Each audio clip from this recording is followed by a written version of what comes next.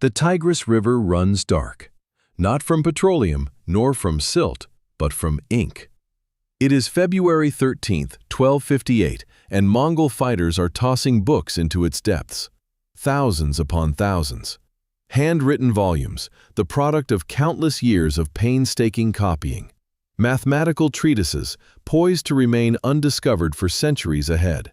Medical texts, vastly exceeding anything known in Europe.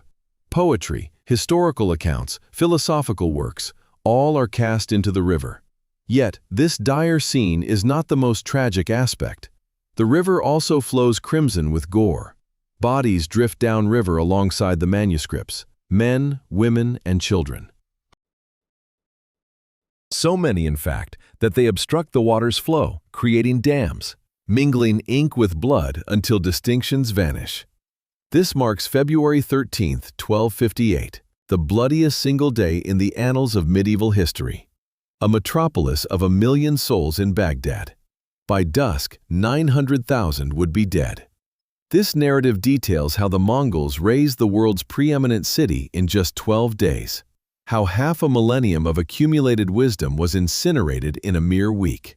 How one man's overweening pride brought about the downfall of an entire civilization. Allow me to illustrate the extent of the loss. Envision this: the year is 1257, a single year before its ultimate collapse. You stand before Baghdad's gates, gazing upon fortifications that have endured for 5 centuries. Walls so formidable that 10 men could parade abreast along their summit. Walls reaching such heights that the sentries patrolling the battlements appear as mere insects from below. These were not merely defensive structures, they symbolized endurance, a testament to the notion that certain things persist eternally. You step through the colossal wooden portals, reinforced with bands of iron, and your jaw drops, having never witnessed anything remotely similar. You hadn't even conceived of such a place. And Baghdad was home to over 1 million inhabitants. Let me provide some context, as numbers alone fail to convey the sheer magnitude. London, England's grand city, might boast 30,000 residents on a bustling day. Paris, France's gem, perhaps 100,000 souls. Rome, the eternal city, once the world's capital, had dwindled to a meager 20,000 inhabitants amidst its ancient ruins. But Baghdad contained 1 million.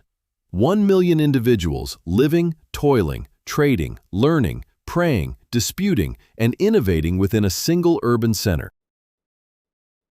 If New York defined the 20th century's capital, if London dominated the 19th, if Paris shone in the 18th, then Baghdad unquestionably reigned as the capital of the medieval world, and it was unrivaled.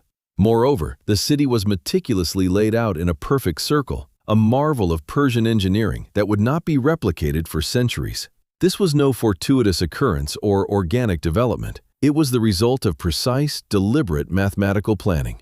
The Caliph al-Mansur conceived the city down to its minutest detail when he established it in 762 CE. He enlisted engineers, architects, and astronomers to craft the quintessential urban space. At its core stood the Golden Palace, the residence of the Caliph, crowned by a green dome reaching 39 meters high.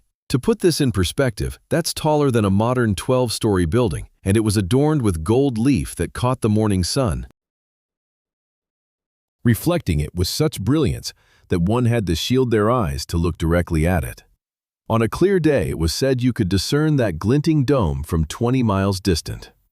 The thoroughfares radiated outwards from the center, akin to the spokes of a colossal wheel. And these were not the cramped, foul, winding alleys found in European cities of that period. These were expansive stone-paved boulevards, lined with trees offering respite from the fierce Mesopotamian summer sun. And here's a fact that might astonish you: underground sewers. While Parisians were still emptying their chamber pots from windows into the street, a custom that would persist for another 500 years, Baghdad possessed an advanced subterranean sanitation network that transported waste away from the city. The streets remained comparatively clean. The odors were manageable. This represented a level of urban planning that Europe would not see until the 19th century. However, it wasn't solely the infrastructure that rendered Baghdad exceptional. It was the knowledge it housed. Traverse the city, and you would encounter 36 public libraries. 36. More than most contemporary nations possess. And these were not meager collections of dusty rolls. We speak of hundreds of thousands of books, manuscripts, and scrolls in every conceivable language: Arabic, Persian, Greek, Sanskrit, Chinese, Hebrew, Syriac, Aramaic. And the populace. You would observe scholars from the furthest reaches of the known world. A Muslim mathematician from North Africa engaged in fervent debate with a Christian translator from Syria concerning the essence of infinity. A Jewish physician being instructed by a Persian master, acquiring surgical techniques unknown in Europe for another 3 centuries. A Chinese engineer imparting silk-making secrets to Arab merchants in exchange for lessons in Arabic calligraphy. An Indian astronomer comparing observations with an Egyptian counterpart regarding planetary motion. This is precisely what made Baghdad distinctive. It not only tolerated diverse cultures, religions, and ideologies, it actively celebrated them. It rewards and champions them. The Abbasid Caliphs grasped a profound truth that many historical leaders overlooked. Diversity is a source of strength. Varied viewpoints foster new insights, and competition fuels excellence. Central to this intellectual vibrancy stood the House of Wisdom, or Beit al-Hikmah in Arabic. Let's be clear, this was no mere library. It represented the single largest collection of human wisdom in the medieval era, unrivaled and unparalleled. It surpassed the libraries of Constantinople, the Irish monasteries, and the emerging European universities. Baghdad's House of Wisdom was singular. Founded by Caliph Harun al-Rashid, familiar from the Arabian Nights, around 800 CE, it was his son, al-Mamun, who truly transformed it. Al-Mamun harbored a vision of astonishing ambition, driven by an almost unbelievable scope. He sought to gather every book ever penned by humanity and translate it into Arabic. Imagine that. Every single text from every culture, language, and discipline. Greek philosophy? Locating, translating, and annotating it was paramount. Indian mathematics? Bringing it in, translating, and expanding upon it was essential. Persian medicine? Acquiring, translating, and refining it was crucial. Chinese engineering? Obtaining, translating, and adapting it was vital. And their work was far from mechanical. They didn't merely convert words. They deeply engaged with the material, offering their own interpretations, correcting inaccuracies in original texts, and building on ancient wisdom to advance it further than ever before. They stood on the shoulders of giants, aspiring to even greater heights. To illustrate Baghdad's profound appreciation for this endeavor, consider how translators at the House of Wisdom were compensated by the weight of their translated books in gold. Successfully translating a 10-pound manuscript from Greek to Arabic earned you 10 pounds of gold, and some equivalent to hundreds of thousands of dollars today for a single volume. That's the extraordinary value Baghdad placed on knowledge. They literally weighed it against gold, and each time, knowledge outweighed the gold. Let me provide a concrete illustration. A scholar named Abu Abdullah Muhammad ibn Musa al-Khwarizmi, active in the House of Wisdom in the early 9th century, around 820 CE, authored a book titled Al-Kitab al-Mukhtasar fi Hisab al-Jabr wal-Muqabala, which roughly translates to the compendious book on calculation by completion and balancing. This book gave birth to algebra. The term, quote, zero, quote, derives directly from, quote, one, quote, in its title. The entire mathematical field, equations, variables, solving for x, originated in Baghdad through the work of this one individual in this single institution. When his writings were later translated into Latin, European scholars struggled with his name, ultimately corrupting it. To quote 2, which evolved into quote 3, every time you use an algorithm, which, if you're watching this, is likely happening countless times per second, you're uttering a distorted version of his name. One person, one building, one city fundamentally altered mathematics and redirected the course of human understanding. and he was not an isolated case. The House of Wisdom teemed with brilliant minds. Ibn Sina, known in Europe as Avicenna, wrote the Canon of Medicine, which remained the definitive medical text in Europe for 700 years, until the 17th century. Al-Kindi penned treatises spanning from optics to philosophy. Al-Razi pioneered clinical medicine and documented smallpox and measles. The Banu Musa brothers made significant contributions to geometry and mechanics. This was the essence of Baghdad, a city where a Christian could learn medicine from a Muslim teacher without a second thought, where a Jewish scholar translating ancient Greek philosophy for a Persian patron was celebrated, where an atheist mathematician could collaborate with a devout mystic and the sole criterion was one's intellect, diligence, and contribution to the collective human knowledge. It represented the closest thing the medieval world had to an intellectual utopia, a place where ideas eclipsed identity and knowledge transcended religion, ethnicity, and nationality.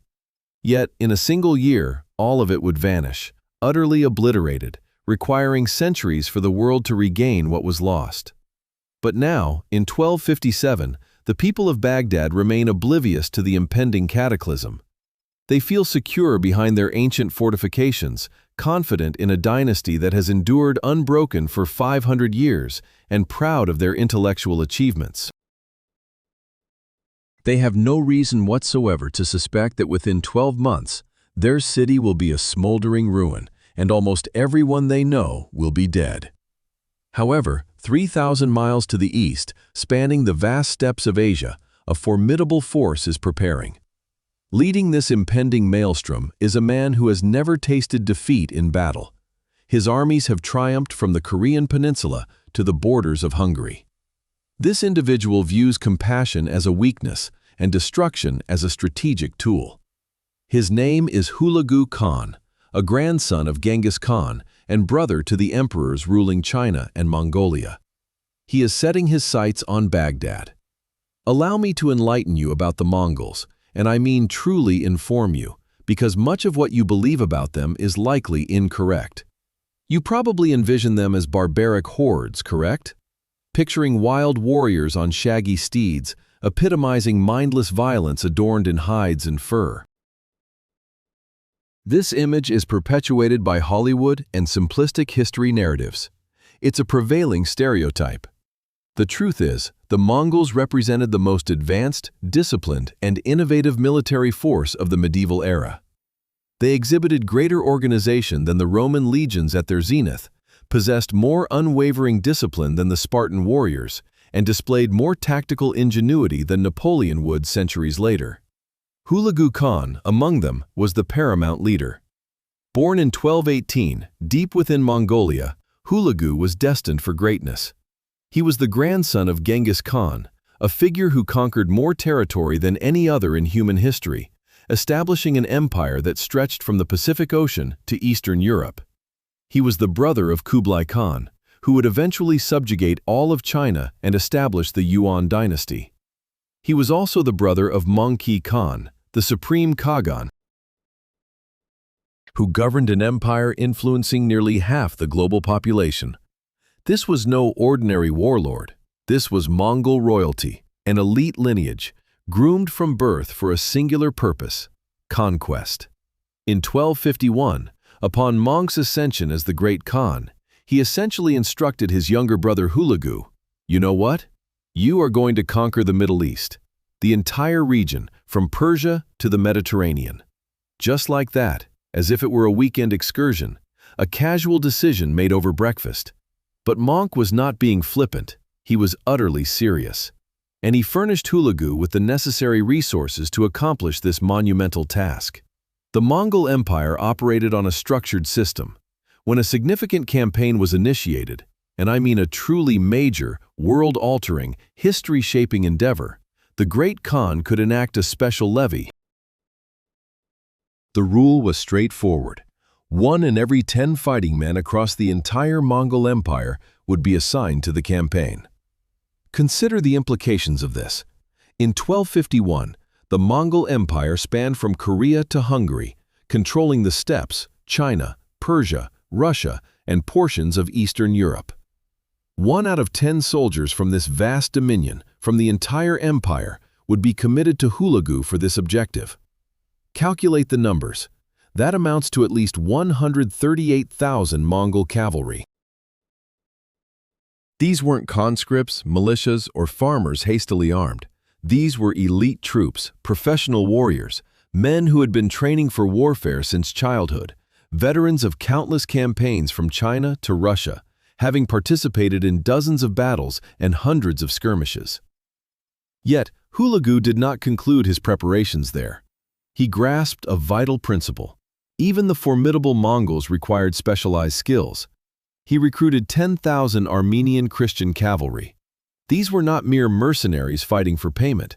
They were fervent volunteers, true believers, Christians who had endured centuries under Muslim rule and perceived the Mongols as deliverers, or at least as an opportunity to alter the existing order. They fought with the fervor of those convinced they had divine backing. He secured 1,000 Chinese siege engineers. Let me emphasize, Chinese engineers, the innovators of gunpowder, the builders of the Great Wall, individuals who had practiced sophisticated siege warfare for 2 millennia. These men possessed an understanding of physics, mathematics, and mechanics that would not be paralleled in Europe for ages. He enlisted Persian troops who were intimately familiar with the terrain, Turkish contingents adept at reconnaissance, and Georgian auxiliaries who brought their own grievances against Baghdad. By the time Hulagu's army was fully assembled, its ranks swelled to between 150,000 and 200,000 men. For context, this force surpassed the size of most modern armies. It was larger than the combined military strength of many European nations today. It was 3 times the size of the force that assaulted Normandy on D-Day in 1944. And every single soldier in this colossal host was marching towards Baghdad. But numbers alone, you see, do not fully account for Mongol success. Many armies throughout history have boasted immense numbers. The Persians under Xerxes reportedly mustered millions. Chinese armies frequently numbered hundreds of thousands. Sheer numbers are insufficient. What truly distinguished the Mongols, rendering them almost invincible, was their extraordinary discipline. To clarify this concept, I'll share an instance that continues to astonish me. The Mongol forces, arriving at the outskirts of Baghdad on January 29, 1258, were utterly spent. Their journey had spanned months, placing them far from their homeland. Before them lay a metropolis brimming with unimaginable wealth, provisions, and riches. By all conventional aspects of medieval combat, they could have immediately launched into a spree of plunder. Any other army of that era would have done precisely that, as looting was an inherent part of medieval warfare. Soldiers fought for spoils. Conquering a city meant pillaging it, which served as their compensation and primary motivation. Yet, the Mongols waited a full 3 days. They set up camp just beyond the city walls, privy to the treasures within, the aroma of food, and the sounds of its inhabitants. Despite their hunger, exhaustion, and desire for plunder, they remained entirely inactive. No looting, no raiding, not even a break in formation. For 72 hours, they maintained perfect military discipline, awaiting instructions. This behavior deviates significantly from the norm. It transcends typical human inclination. It reflects a level of discipline that borders on the extraordinary. This extraordinary discipline largely explains the Mongols' fearsome success. Their adversaries struggled to anticipate their actions because they defied expected human behavior, operating instead with machine-like precision. I anticipate your thought. But they were savages. They massacred millions and obliterated cities. And you are entirely correct. They did. However, there's an aspect that contradicts this barbaric narrative, an element that complicates the straightforward account. Invariably, the Mongols first extended an offer of surrender. This was a consistent, codified Mongol policy.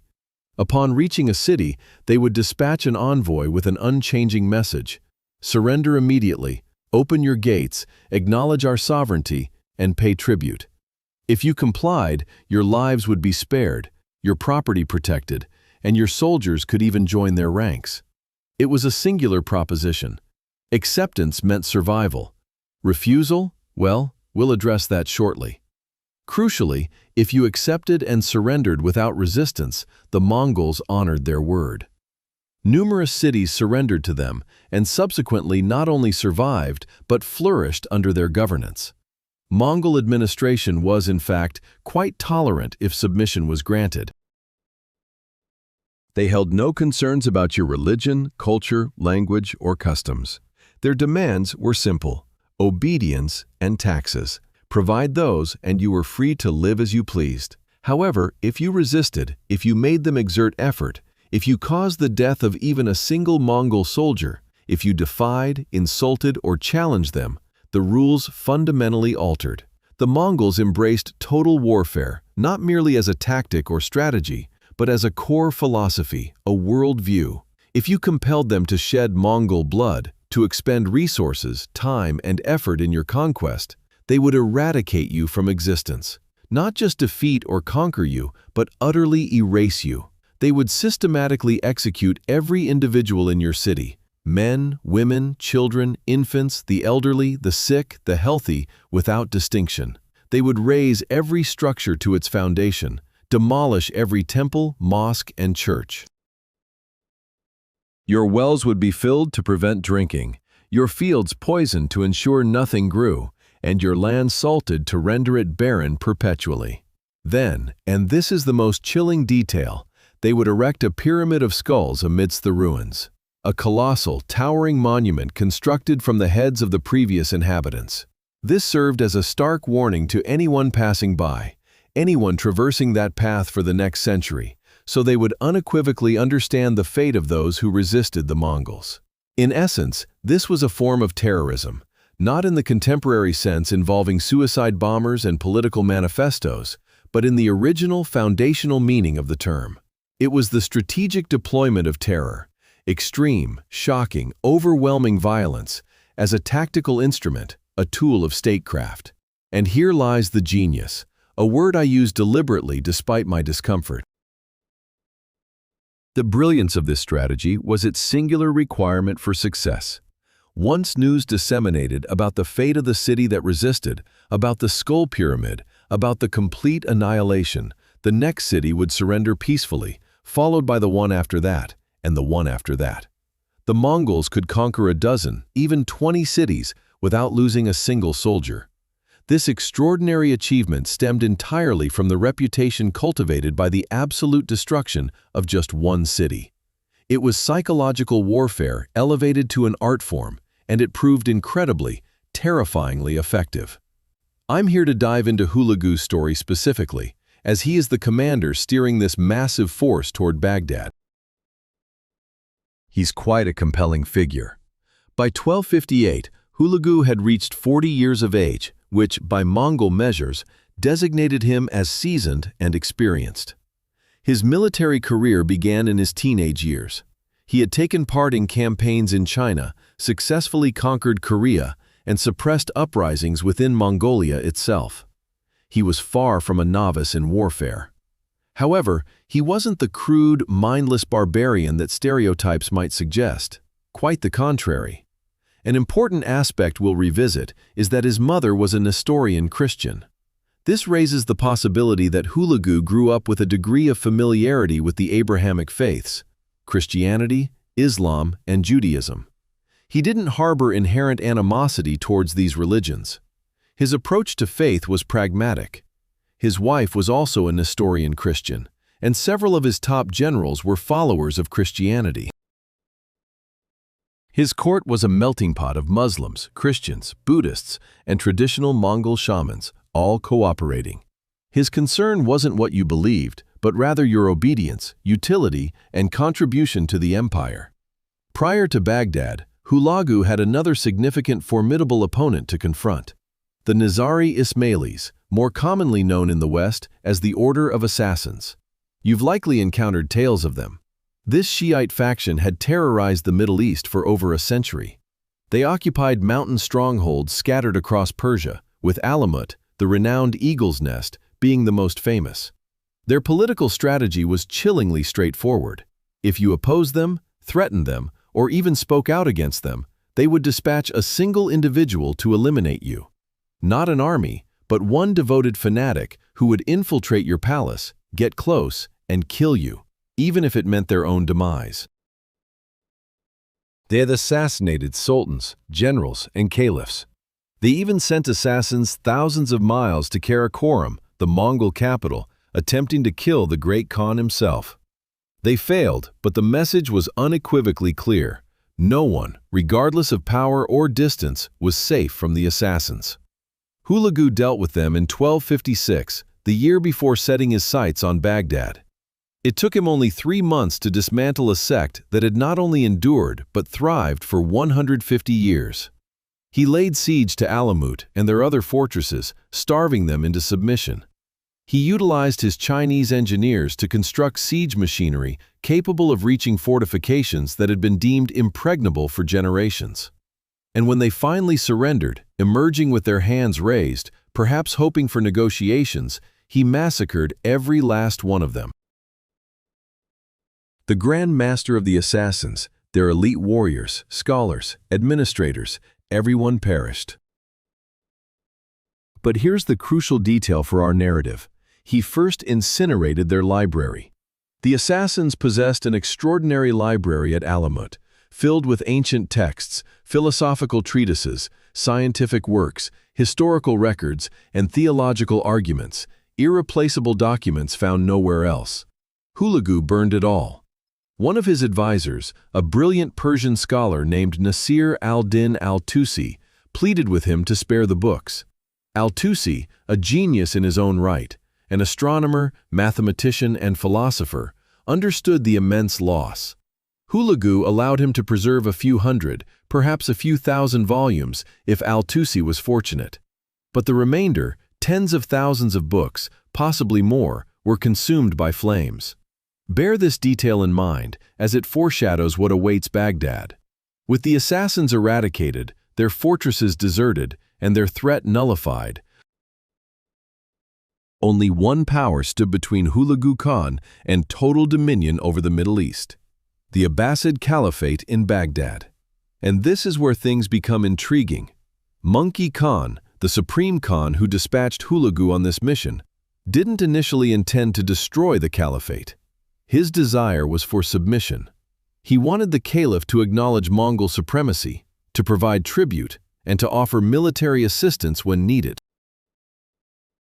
Wiping out the Islamic world's religious and cultural heart was not his initial plan. Monkey sent several dispatches to the caliph in Baghdad, al-Mustasim. The demands, by Mongol standards, were reasonable.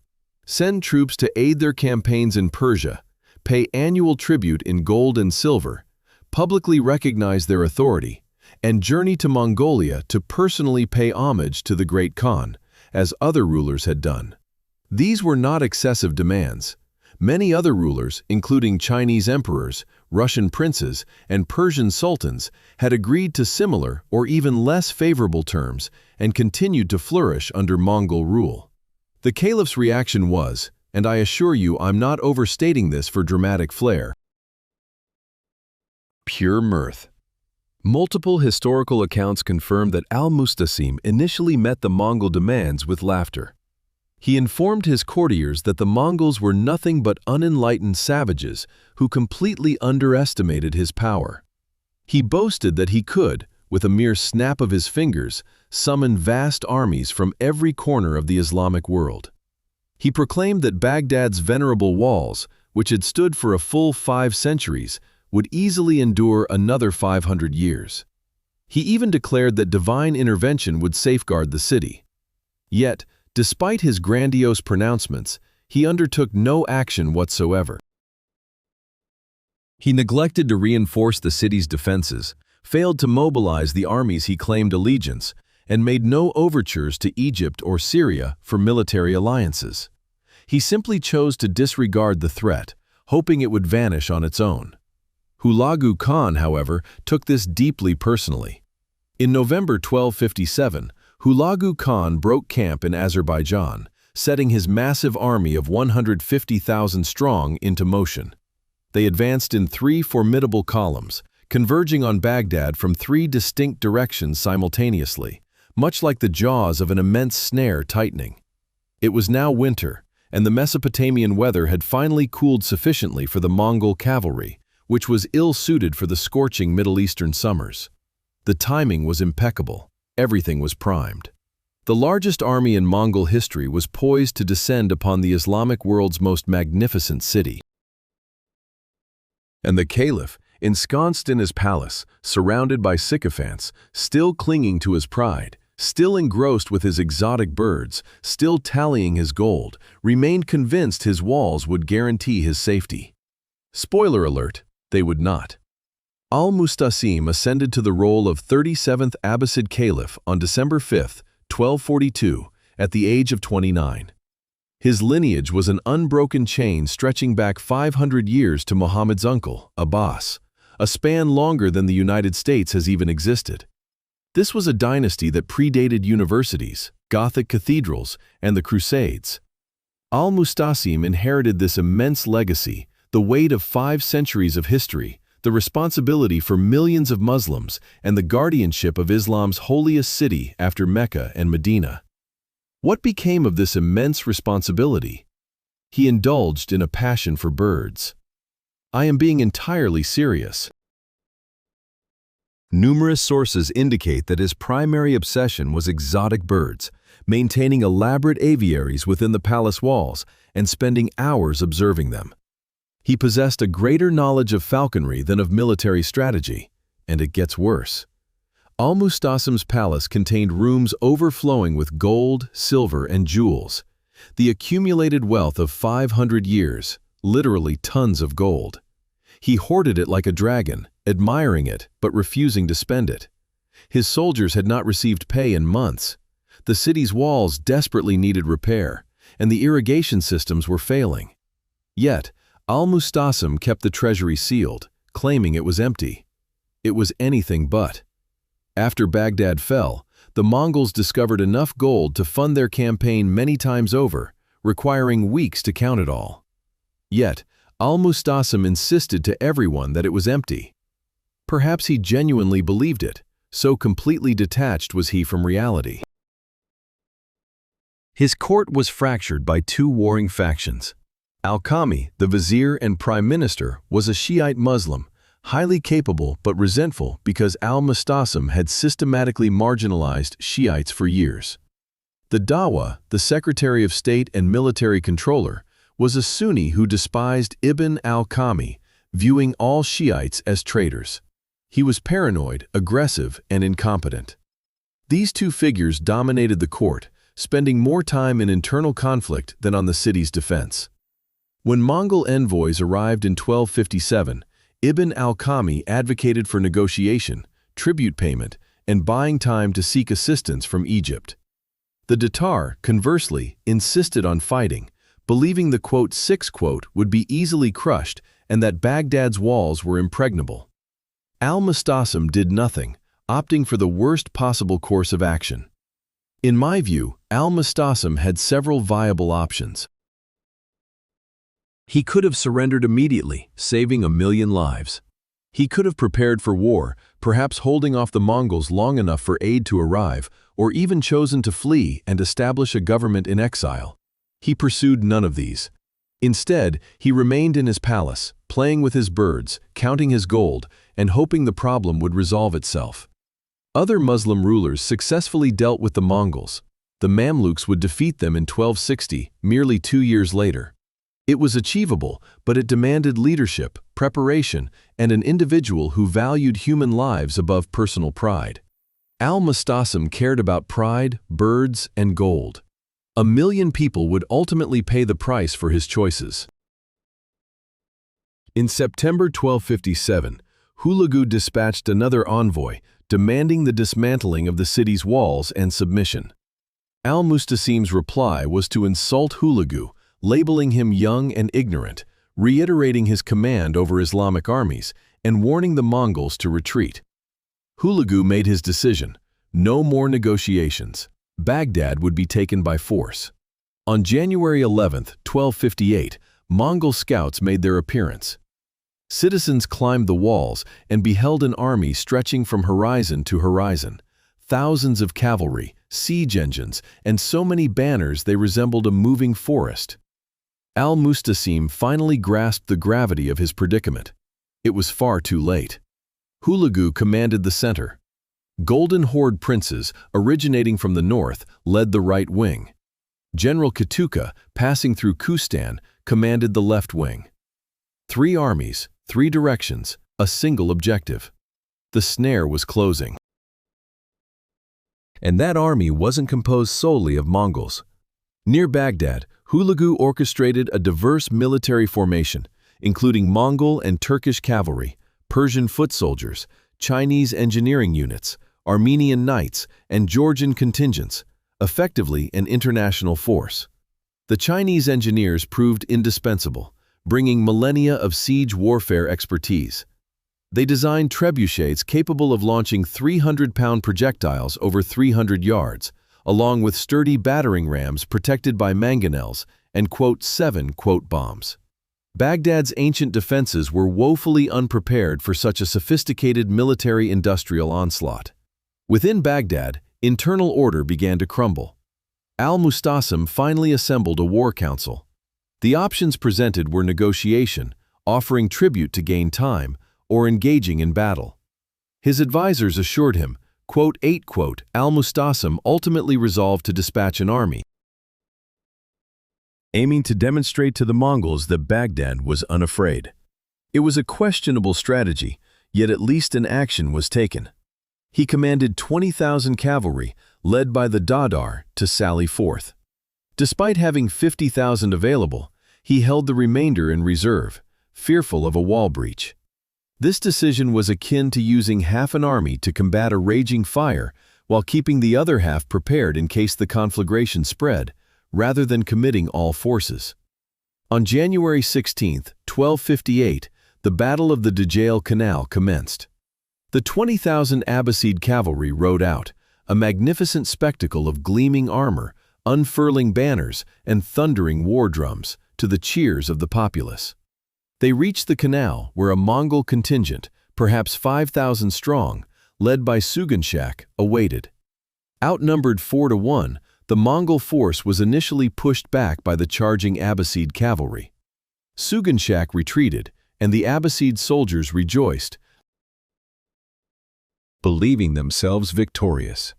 News of this triumph, proclaiming a Mongol rout, reached Baghdad. The Dawatar hastily ordered celebrations. That night, as the Abbasid army camped near the canal, singing and feasting, Mongol engineers executed a brilliant yet horrific maneuver. They breached the Djeil Canal's dikes. The canal, swelled with winter waters, overflowed. Within hours, the canal transformed into a torrential river, inundating the plain behind the Abbasid forces. The celebrating soldiers were oblivious until it was too late. By dawn, they were encircled by water, the plain behind them now a lake. Their retreat was cut off, marooned on shrinking patches of dry ground, with water levels steadily rising. Then, the Mongols struck from all directions. Cavalry emerged from positions previously overlooked by scouts, and arrows rained down from seemingly abandoned spots. The Abbasid cavalry, trapped in waist-deep water, found their horses unable to charge, their armored forms unable to swim, their formations dissolved.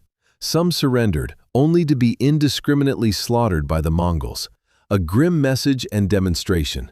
Others attempted to flee towards Baghdad, but drowned, their heavy armor dragging them beneath the surface. Those who chose to fight were cut down. By midday, 20,000 Abbasid soldiers lay dead. Many perished by drowning or fleeing in terror. Mongol casualties were minimal, perhaps a few hundred. In one night, an engineering feat annihilated a third of Baghdad's fighting strength. From the city walls, citizens observed their glorious army ride out, only to witness its shattered remnants stagger back in defeat. The cheers died and hope dwindled. Al-Mustasim finally grasped the futility of his position. He was doomed. On January 29, 1258, the siege officially began. The Mongols encircled Baghdad, constructing a palisade and digging a defensive ditch behind it.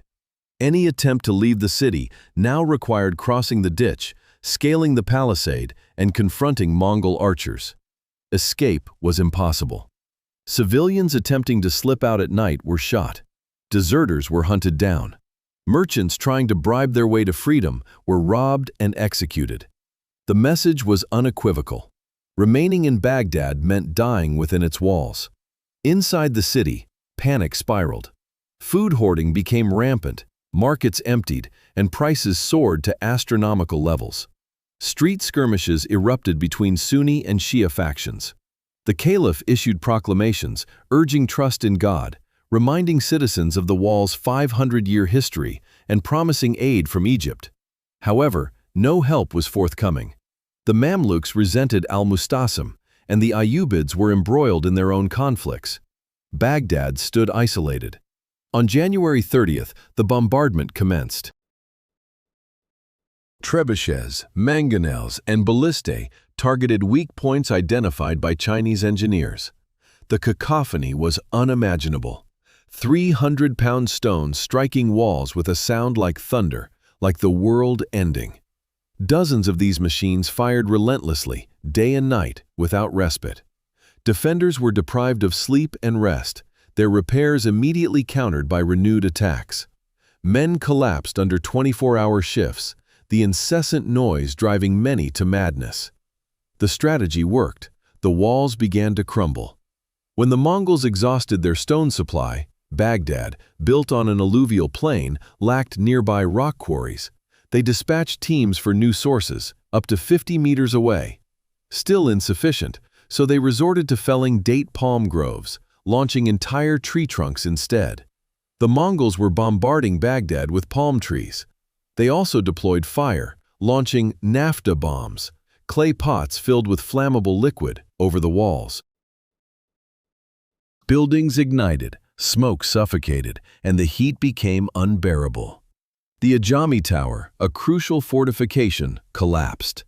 After 2 days of relentless bombardment, the Mongols breached the eastern wall, creating a gap large enough for a cart.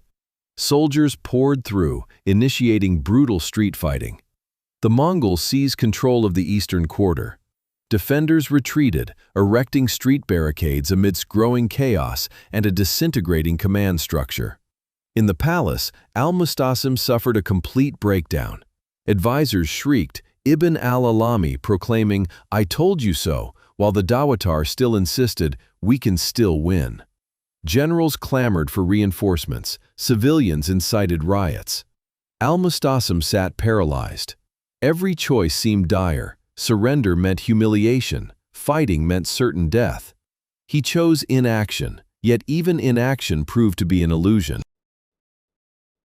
Adorning the city walls. He chose to adorning the city walls. He chose to initiate talks, dispatching an emissary to Hulagu with a plea to negotiate and find a resolution. He offered tribute and troops, anything to halt the siege. The envoy, upon reaching the Mongol camp, prostrated himself before Hulagu and delivered the message. In response, Hulagu had him decapitated, sending his head back on a pike. Another envoy arrived, begging for submission and asking for terms, but he never even reached Hulagu. Guards killed him and sent his body back. A third trio of envoys was then dispatched, surely believing 3 would be spared, yet all were executed, their bodies cast into the Tigris. The message was unmistakable: no negotiation. Meanwhile, 3,000 Baghdad residents, merchants, scholars, and nobles attempted personal negotiations, perhaps believing success might come if they weren't representing the Caliph. They gathered outside the city gates, bearing gifts, gold, jewels, manuscripts, and exquisite clothing. They even brought their sons as a sign of good faith and marched to the Mongol encampment. Hulagu met them courteously, invited them into his tent, and offered them tea. As they sat, presented their offerings, and began to speak, Hulagu gave a signal, and his guards drew their swords. All 3,000 were beheaded, their bodies stripped and thrown into the Tigris. The gifts were seized. This was psychological warfare, a clear warning to everyone. Leaders couldn't protect them, merchants couldn't buy their way out, and scholars couldn't rationally appeal.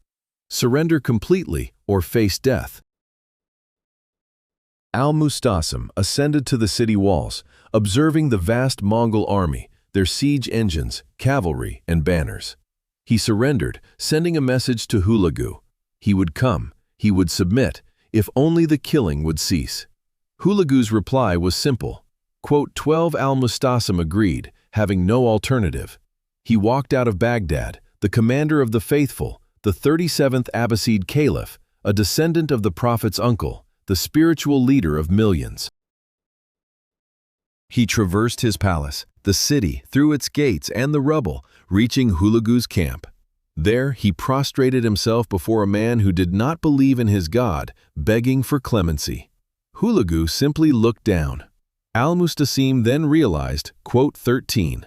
On February 10, 1258, at 4 p.m., the Caliph surrendered. The gates were opened and defenders laid down their weapons. By the conventions of medieval warfare, the siege should have concluded. Yet the Mongols waited, camping outside for 3 days. They did not enter, did not loot, did not attack. They simply waited. Inside Baghdad, confusion reigned. Was it truly over? Were they safe? Some were optimistic, believing the Caliph's negotiation had secured their safety. Others were terrified, having heard tales of vengeance against those who resisted Mongols. Still, a glimmer of hope remained. Perhaps their surrender would make a difference. The waiting continued. Hulagu was busy organizing his troops, assigning specific tasks to units, and issuing meticulous orders. This would not be a haphazard sack, but a systematic one, something far worse. On February 13, 1258, at dawn, the gates were opened from the outside. Mongol soldiers marched in, not charging, but in organized formation. Citizens lined the streets, still clinging to hope, thinking perhaps it was merely an occupation. The Mongols began separating the population. Christians, notably Nestorians, were marked with a special sign, a cross on their houses, and were spared due to Hulagu's mother being Nestorian. Some Shiites were also separated, possibly due to Ibn al-Qami's influence or an existing agreement. Certain neighborhoods were designated for protection, but not all. The rest of the population, everyone else, was marched out by neighborhood and district, systematically organized, counted, and categorized. People were confused but compliant. What else could they do? Unarmed and surrounded, marched out onto an open plain. That's when the killing commenced.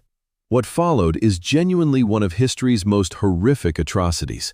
I will describe it accurately, without sensationalism. Mongol soldiers were divided into units, each assigned a group of prisoners. The orders were simple: kill them all. Not just men, but everyone: men, women, children, infants, and the elderly. Hulagu decreed Baghdad must serve as an example, a lesson, a stark warning of the consequences of resisting the Mongols: total, complete annihilation. Sources vary on the exact death toll. The most extreme claims report approximately 1 million. Modern historians, however, suggest this is an exaggeration, as Baghdad likely did not have 1 million inhabitants in 1258, and some did escape or were spared. Conservative estimates place the minimum at 200,000. Some claim 300,000, others 500,000.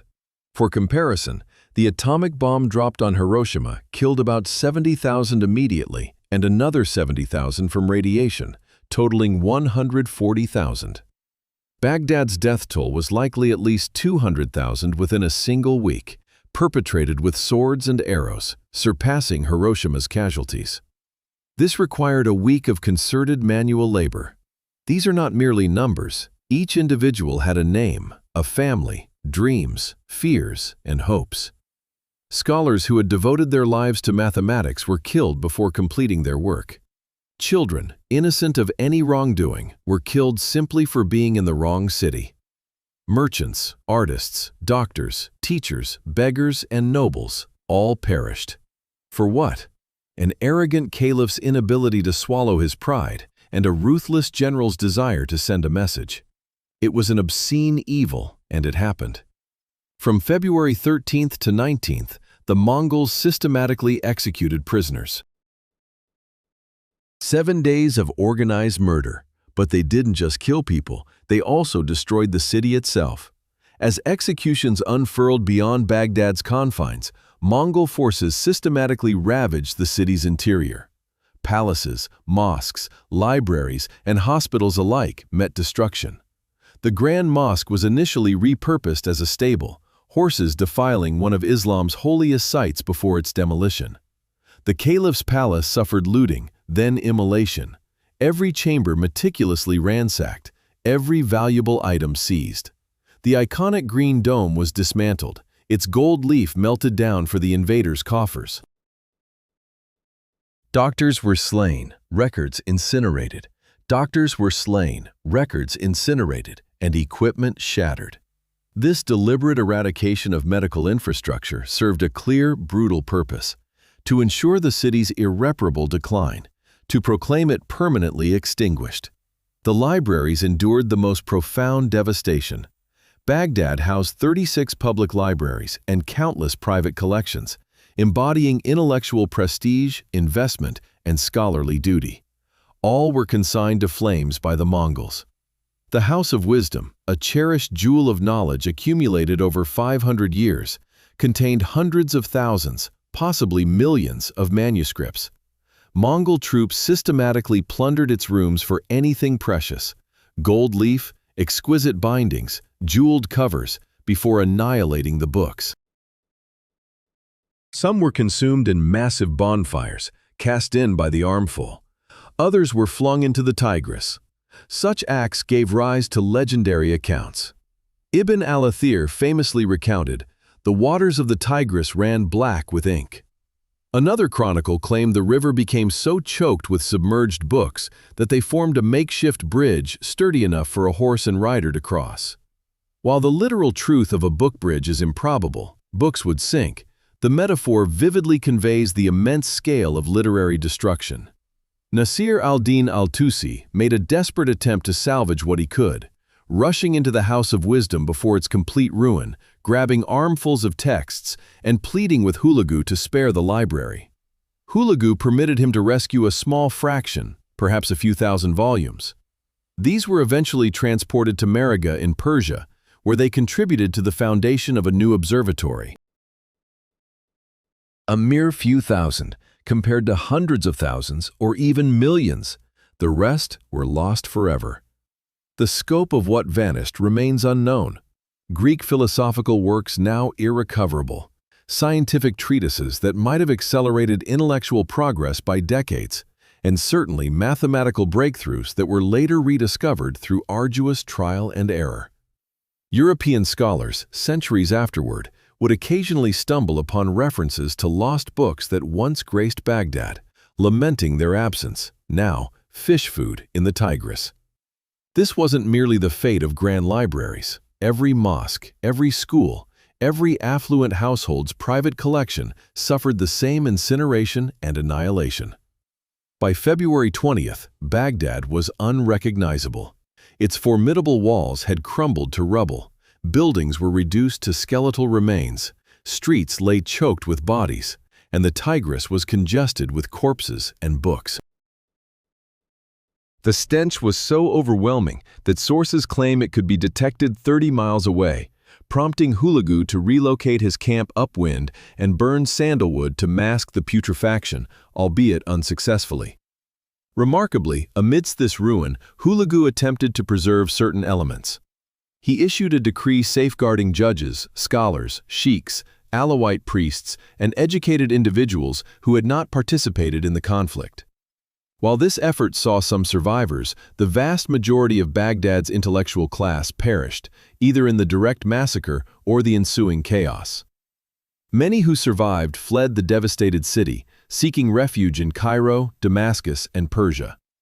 Baghdad's intellectual community did not merely die off, it fractured and dispersed, its accumulated knowledge scattered. On February 20, 1258, Hulagu commanded an end to the sacking. Soldiers were withdrawn, and the pillaging ceased. The Mongols had completed their work. Between 200,000 and 500,000 lives extinguished, hundreds of structures demolished, infrastructure shattered, and 500 years of scholarly achievement incinerated. Only one final act remained, the execution of the Caliph. The afternoon of February 20th, 1258, found al-Mustasim, who had spent 10 agonizing days observing his city's demise, brought before Hulagu. The Khan had kept him alive specifically to witness the devastation, to comprehend the ruin wrought by his pride. Now, his own reckoning had arrived. Hulagu summoned al-Mustasim. Led through the city's ruins, past corpses and burning buildings, through the utter desolation, he arrived at Hulagu's camp and was presented before the commander. Hulagu gestured, and guards escorted al-Mustasim to a specific location, the palace treasury. Its doors swung open. Though much of the gold had already been plundered, enough remained to make its point. Marco Polo's account suggests Hulagu declared something to the effect of __quote _16 ______. Some accounts claim Hulagu then imprisoned him in the treasury without sustenance, instructing him __quote _17 ______. Others interpret this symbolically, suggesting Marco Polo might have misunderstood. What is definitively known is that al-Mustasim was executed on February 20th, and the method was specific. The Mongols harbored a superstition that royal blood should not taint the earth, fearing it would anger spirits. Therefore, to execute royalty without spilling blood on the ground, they adopted a different approach. Al-Mustasim was rolled within a carpet, and then horses were made to trample him to death. Thus, the last Caliph of Baghdad, the 37th in a 500-year lineage, died wrapped in a rug, crushed by horses as if he were an object being brutally cleaned. It was an undignified, savage end, designed both to humiliate and to kill. He was subjected to the horrific spectacle of his own kin perishing before his very eyes. His sons, for the most part, met their end right in front of him. While sources vary on the exact figures, at least 2 were put to death, possibly more. One son, however, survived, spirited away to Mongolia as a captive. Some accounts suggest he wed and raised a family there, yet never returned to the Islamic world. His daughter was seized and relegated to Hulagu's harem as a concubine. The Abbasid dynasty, an unbroken lineage spanning 500 years connected to the Prophet's family, perished alongside him. More profound than the fall of a dynasty was the demise of an entire concept. For half a millennium, Muslims globally revered Baghdad as their spiritual heart. Though the Caliph might not wield political power, various sultans governed affairs, he possessed legitimacy, serving as a symbol and a bridge to the past, a continuity now irrevocably severed. While future caliphs would emerge, the Mamluks would install a puppet in Cairo in 1261, albeit a powerless figurehead, and the Ottomans would lay claim to the title in the 16th century. These were distinct Turkish, martial figures, not Arab academics. The ideal of a unified Islamic world, guided by a caliph possessing both spiritual and temporal authority, disintegrated on February 20th, 1258, metaphorically wrapped in a carpet and trampled by horses. This, perhaps, represented the most significant loss, not the human cost, however dreadful, nor the destruction of literature, however tragic. The overarching notion, the vision, the aspiration for what Islam could be, died in Baghdad, never to revive. Baghdad's collapse reverberated with shockwaves throughout the Islamic world. To grasp the psychological impact, imagine if New York, London, and Paris simultaneously fell. Muslim rulers from Spain to India received the news with profound dismay. Some initially refused to believe it. Baghdad fallen? Unthinkable. But it was undeniably true. Once the reality sank in, panic took hold.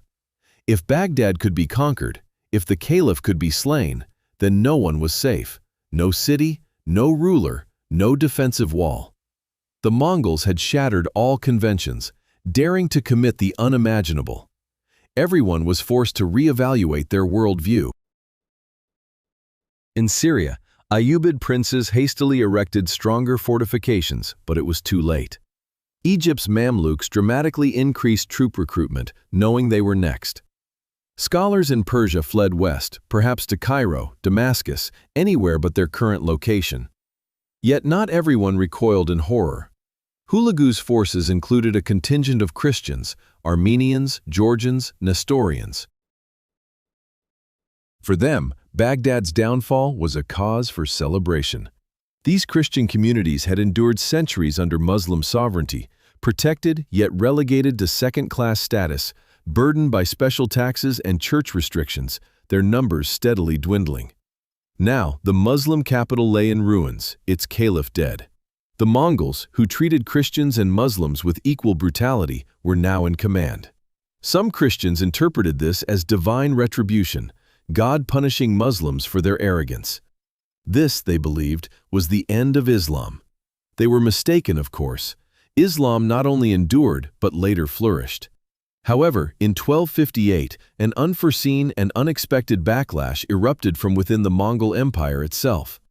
Berk Khan, the ruler of the Golden Horde, was enraged. Why? He had embraced Islam. The historical irony is almost too perfect. The Mongol Empire was tearing through the Islamic world. Yet certain Mongols converted to Islam, a testament to the religion's persuasive power. Berka had converted in 1252, 6 years before Baghdad's destruction. Upon learning of Hulagu's actions, he became incandescent with fury. He sent a message to Monk Khan. Hulagu has obliterated Baghdad and murdered the caliph. With the help of God, I will hold him accountable. This direct quote from Rashid al-Din illustrates Berka Khan, a Mongol, threatening another Mongol for the killing of Muslims. This ignited the Berka-Hulagu War, a civil conflict within the Mongol Empire. Two cousins, now at odds over Baghdad. Ironically, this internal strife might have preserved the remainder of the Islamic world. Hulagu was unable to continue his westward advance, forced to contend with Berka. The Mongol expansion stalled. In 1260, the Mongol army under Kitpaka invaded Syria and penetrated into Palestine, seizing Damascus. Aleppo seemed destined to fall. However, Hulagu recalled the majority of his troops to confront Berk, leaving only a skeletal force behind. The Mamluks of Egypt recognized their opportune moment. On September 3, 1260, at the Battle of Ain Jalut in the Jezreel Valley, the Mamluk army, led by Sultan Qutuz and General Baybars, encountered the remaining Mongols and emerged victorious. They decisively defeated them, killing Kitpaka, routing his army, and expelling them from Syria. The myth of Mongol invincibility was shattered at Ain Jalut. Mongol expansion into the Islamic world ceased. Syria and Egypt remained Muslim. Jerusalem stayed under Muslim control. North Africa was left untouched. Baghdad had fallen, but Islam survived. Baghdad, after February 1258, was a mere husk. 90% of its populace was dead. Buildings lay in ruins, and its infrastructure was obliterated. Weeks. The survivors, perhaps 100,000 from weeks. The survivors, perhaps 100,000 from an original million, began succumbing to disease as rapidly as they had to violence.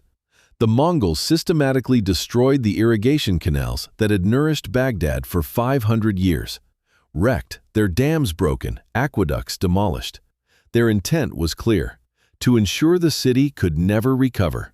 Without irrigation, farmland gave way to desert. Without food, the remaining survivors starved. Those who could flee did so. Those who remained slowly perished. Famine followed the plague, claiming even more lives. By the close of 1258, Baghdad's population likely dwindled to 50,000 or fewer, a catastrophic drop from 1 million in a single year. It remained low for centuries. Importantly, Baghdad never truly recovered. Not swiftly, not easily, and arguably not ever. The Mongols attempted reconstruction, even establishing Baghdad as the Ilkhanate's capital, yet it never regained its former magnificence. Population growth was sluggish, and the economy struggled significantly. Intellectual vitality never truly revived.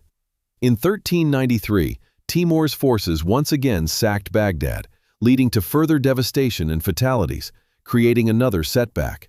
He repeated this act in 1401. By 1534, the city fell under Ottoman control, becoming a provincial hub, not insignificant, but no longer a central power. Baghdad wouldn't see its pre-1258 population levels until the mid-20th century. 7 centuries, 700 years, to recover from the havoc of just 7 days. This signifies a profound tragedy, not merely due to the immediate losses of 1258, but because of the enduring consequences. Traditional accounts suggest the fall of Baghdad marked the definitive end of the Islamic Golden Age, signaling the discontinuation of Islamic intellectual supremacy by 1258. However, modern historians challenge this assertion. History, they argue, is far more intricate than simple cause and effect narratives imply. This revisionist perspective posits several points. Firstly, Baghdad was already in a state of gradual decline before 1258, with the Abbasid political influence waning for centuries. By the 13th century, the caliph's authority was confined primarily to Baghdad and its immediate environs. Real power lay with sultans who operated independently. The intellectual landscape was also undergoing a shift.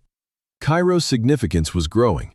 Damascus boasted a flourishing community of scholars, and Córdoba in Spain had been a prominent hub for centuries. Baghdad was important, to be sure, but not the sole intellectual beacon. Secondly, the destruction wasn't as comprehensive as traditional sources often depict. While the House of Wisdom was indeed razed and many libraries burned, a considerable number of books and scholars survived. Libraries were reopening within a year. Historian Micklin demonstrated that Baghdad had fully functional libraries and schools within 2 years, an astonishingly rapid recovery for a purportedly defunct city. Thirdly, Islamic scholarship persisted well beyond 1258. It simply relocated as the intellectual epicenter moved elsewhere. Cairo's Al-Azhar continued to flourish, Damascus produced exceptional scholars, and Persian cities such as Shiraz and Isfahan emerged as new intellectual strongholds. The Ilkhanate Mongols, Hulagu's successors, actually embraced Islam within a generation and became patrons of Islamic arts and sciences, constructing observatories, commissioning historical texts, and supporting poets and artists. The 14th century witnessed the Timurid Renaissance, named after Timur, the very individual who sacked Baghdad twice.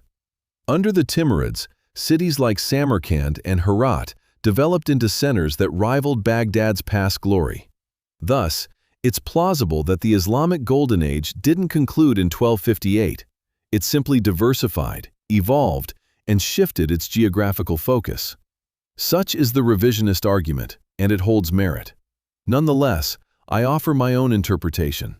While revisionists are technically accurate, I believe they miss a crucial aspect. Yes, Islamic scholarship endured, significant works continued to be produced, and other cities became intellectual centers.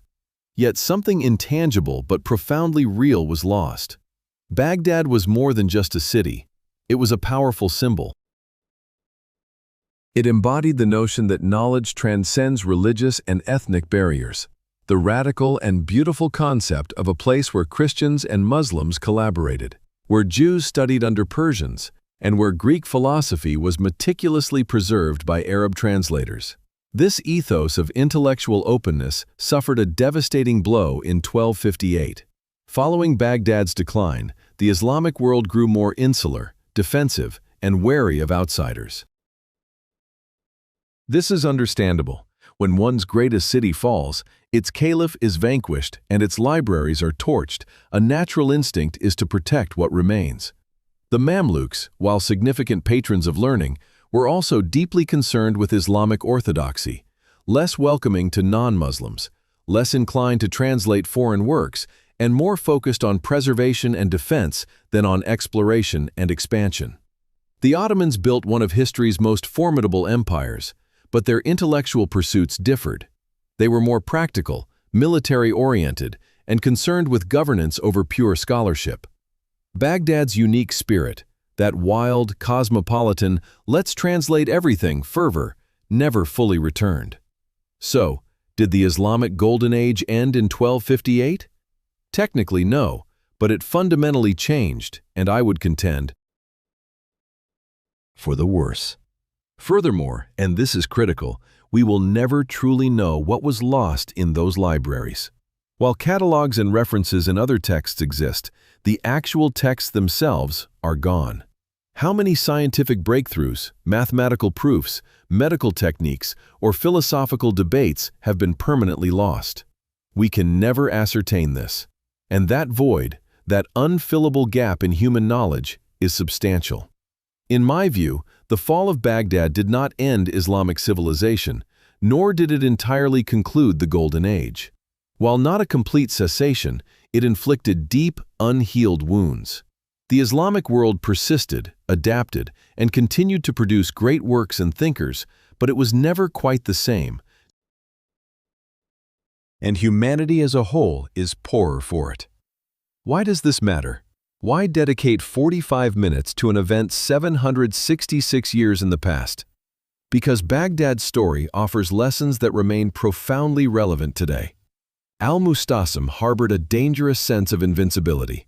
He believed its walls were unbreachable because they never had been, that his dynasty was eternal because it had endured for 500 years, and that God would shield him because he was the caliph. He was mistaken on every count. Pride is a perilous trait, and overconfidence can prove fatal. The fallacy that past consistency guarantees future certainty is how civilizations crumble. Many institutions we perceive as everlasting, democracy, the internet, the global economy, even the United States, are, in fact, impermanent and lack guarantees. Ultimately, everything succumbs to time. The pertinent question isn't about longevity, but rather what efforts are being made to sustain it. Al-Mustasim's inaction led to Baghdad's downfall. Internal strife, evidenced by Sunni-Shiite conflicts, discord between the vizier and Dawad, and the caliph's denial of reality, had already internally fragiled the city before the Mongols arrived, providing Hulagu his opportune moment. He didn't conquer Baghdad solely through military might. He exploited its internal divisions. He forged alliances with Shiites against Sunnis and uncovered turncoats, transforming the city's vulnerabilities into strategic assets. This historical pattern is ubiquitous. A unified society stands strong, while a fragmented one is susceptible. Rome's collapse wasn't solely due to barbarians. It was already internally decaying, with the barbarians merely delivering the final blow. Observe any failed state, Syria, Libya, Yemen, where internal schisms paved the way for external meddling. Baghdad was fractured, and that division resulted in 1 million deaths. This troubling reality often robs me of sleep. The House of Wisdom took 500 years, 5 centuries, to construct, a period of extensive collecting, translating, preserving, and expanding knowledge. It was obliterated in just 7 days. These irreplaceable books are permanently lost. This recurring tragedy echoes through history. The Library of Alexandria, the most renowned lost library, with fragments of unique texts still being unearthed, revealing the vast intellectual loss. Nalanda University in India, a monumental Buddhist institution, was incinerated by invaders in the 12th century, costing thousands of manuscripts. The National Library of Bosnia was decimated during the Siege of Sarajevo in 1992, losing 90% of its collection. The National Museum of Iraq was ransacked during the 2003 Iraq War, resulting in the theft or destruction of countless artifacts. ISIS deliberately targeted Palmyra, Mosul, and other cultural heritage sites, understanding that obliterating a people's culture is nearly as devastating as killing its people. We continue to destroy libraries, burn books, and lose invaluable knowledge. Each loss is irretrievable. Safeguard your libraries, endorse museums, protect heritage. Once lost, it's gone forever. Baghdad eventually recovered, not swiftly or effortlessly, but it did recover. Today, it hosts 7 million inhabitants, serving as Iraq's capital with universities, hospitals, and museums. Life persists. It took 700 years, 7 centuries, to reclaim its former standing, but it happened. Humanity is resilient, as are civilizations. We endure, reconstruct, and adapt. The Islamic world, though fractured and transformed after 1258, did not cease to exist but continued its journey. The Mamluks prospered, the Ottomans emerged, the Mughals established an empire in India, and the Safavids ushered in a golden age in Persia. Islam didn't die in 1258. It underwent a metamorphosis. Catastrophes, even the most destructive defeats, are not final. Recovery is achievable through time, dedication, and sacrifice. Baghdad fell and subsequently rose again, albeit altered, yet it rose. On February 13, 1258, the Tigris River reportedly ran black with ink, with bodies floating alongside books. An anonymous scholar, peering from a cellar through a crack, witnessed Mongols casting books into the river, observed friends and neighbors being taken for execution, and saw smoke billowing from the House of Wisdom. He knew a chapter of human history had concluded. What emotions would he have felt? Terror, grief, but perhaps also an unyielding conviction that this wasn't the end. That knowledge, once unearthed, can never be entirely eradicated. That ideas possess more endurance than empires. That scholar likely perished, as did many, but some found refuge in Cairo, Damascus, and Persia. They preserved what they could, snippets of knowledge, remnants of texts, memories of what once was.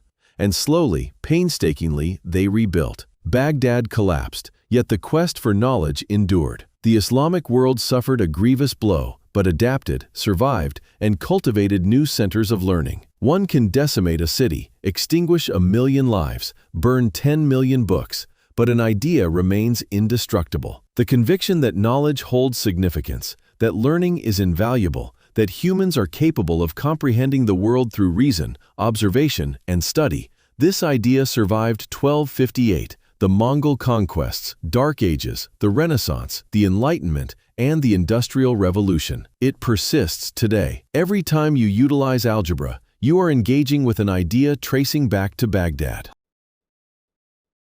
Every instance of using Arabic numerals, you are encountering a system preserved by Baghdad. Every time a physician performs surgery, a mathematician resolves equations, or an astronomer charts stars, they are building upon foundations laid in Baghdad. The city fell, books were incinerated, but knowledge endured, albeit fragmented and diminished, yet not obliterated. For knowledge is akin to water. You can dam it, divert it, contaminate it, but you cannot annihilate it entirely. It permeates cracks, carves new pathways, and adapts. Though the Mongols devastated Baghdad, they proved unable to eradicate the essence it embodied. Even after 766 years, we continue to discuss its legacy, acquiring insights and honoring its memory. As long as we keep Baghdad alive in our thoughts, it has not truly perished. Therefore, recall the 1 million individuals within that magnificent urban center. Recall the academics who devoted their existence to intellectual pursuits. Recall the volumes holding 5 centuries of wisdom. Recall the caliph who faltered. Recall the conqueror who brought about civilizational ruin. Recall every facet, the good and the bad, the splendor and the terror. Should we neglect this history? Should we cease relaying this narrative? Then Baghdad truly vanishes. All those individuals, all that knowledge, all that magnificence would be lost meaninglessly. Yet, as long as we remember, they persist through our narratives, our literature, the insights we gain. Baghdad succumbed on February 13, 1258. However, the concept of Baghdad, the vision of a metropolis where erudition surpasses limits, where sagacity holds more worth than riches, where humanity collaborates to comprehend the cosmos, that vision endured. It thrives within every literary collection, every academic institution, every individual who prizes education over unfamiliarity, discernment over bias, and information over dread. It endures within you, should you permit it. Keep Baghdad in mind. Keep in mind what we forfeited. Keep in mind what we preserved. Keep in mind what we still need to safeguard. I appreciate your viewership. I appreciate your engagement with this history. I appreciate your concern for a tragedy from nearly 800 years ago that retains relevance today. Please consider subscribing. I have additional narratives of this nature, more history that resonates, more teachings from antiquity for contemporary times. Feel free to leave a remark. Share your thoughts, what you gleaned. If I made any errors, I welcome clarifications, as this is how we collectively enhance our understanding. History transcends mere memorization of dates. It involves grasping the impetus behind occurrences, learning from missteps, and respecting those who came before us by ensuring their sacrifices were not futile. Baghdad fell, but we possess the ability to ensure no similar event reoccurs. As long as we remember, as long as we learn, as long as we care. Recalling Baghdad is crucial.